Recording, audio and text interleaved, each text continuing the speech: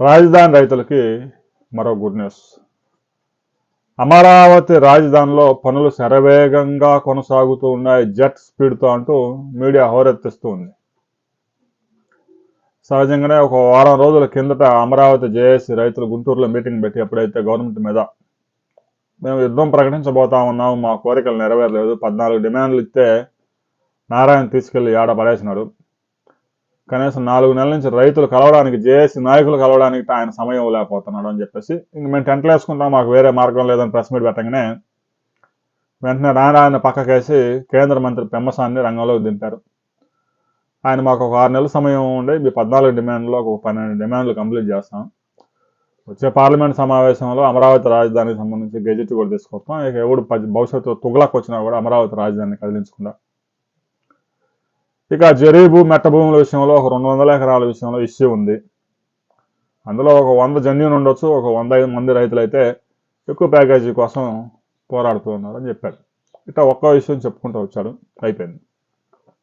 తాజాగా అమరావతి రాజధానిలో దేశంలో ఏ నగరానికి లేని సదుపాయాలు అమరావతి రాజధానికి రాబోతా ఉన్నాయి. ఎందుకంటే దాదాపుగా 34,000 ఎకరాలు, మరో 15,000 ఎకరాలు ప్రభుత్వ భూములు, ఈ భూముల్లో మొత్తంగా నూతనంగా డెవలప్ అవుతూ ఉంది. అంటే ప్రతిదీ ప్లానెడ్గా ఉంటుంది. మన భారతదేశంలో ప్లానెడ్గా నిర్మించిన నగరాల్లో ఒక చండీగఢ్ ఒకటే బ్రిటిష్ కాలంలో వేశాడు. ఇంకా తర్వాత నగరాలన్నీ కూడా ఇష్టం వచ్చినట్టు పెరిగిపోయినాయి. ఎక్కడ ఒక 4 కిలోమీటర్ల రోడ్డు కూడా స్ట్రైట్ ఉండదు. ఆ రోడ్లు కూడా ఒక చోట 60 అడుగులు ఉంటాయి, ఒక చోట 30 అడుగులు ఉంటాయి.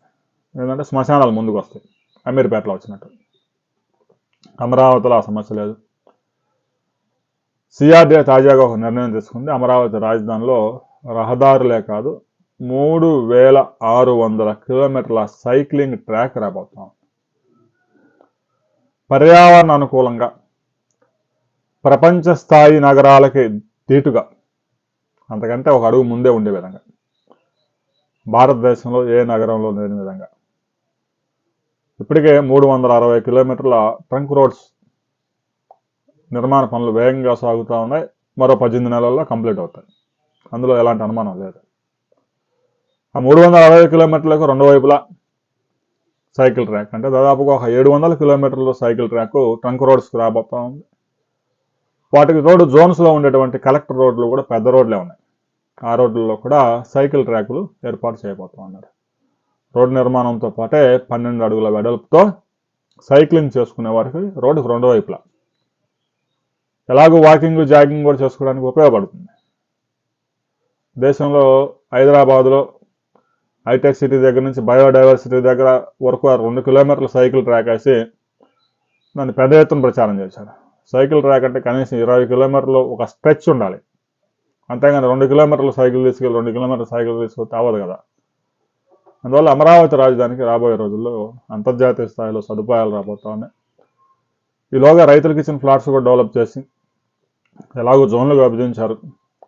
ప్రతి ప్లాట్కి రోడ్డు, డ్రైనేజీ, రైతుల ప్లాట్లు పెగ్ మార్కింగ్ చేసి రాళ్ళు వేసి నెంబర్లు వేసి రైతుకు ప్లాట్ చూపిస్తే వాళ్ళు కూడా సంతోషిస్తారు. అమరావతి రాజధాని రైతుల నుంచి పాజిటివ్ వైబ్రేషన్ వస్తే తప్ప అమరావతి రాజధాని విస్తరణ సాధ్యం కాదు.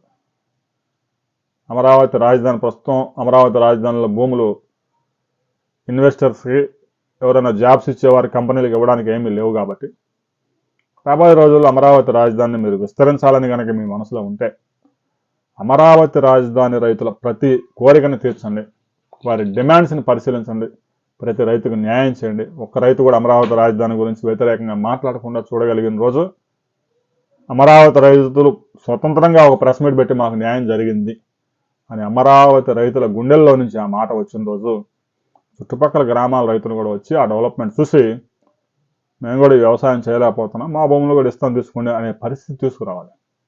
మరి ప్రభుత్వం ఆ పని చేస్తుందా లేదా అనేది రాబోయే 2-3 సంవత్సరాల్లో తేలిపోయే అవకాశం ఉంది. అమరావతి రాజధానిలో ప్రభుత్వం చెబుతున్నంత వేగంగా, కొన్ని మీడియా సంస్థలు ఊదరగొడుతున్నంత వేగంగా పనులు జరుగుతున్నాయా లేదా అనేది ప్రతి ఒక్కరూ కామెంట్ చేయండి.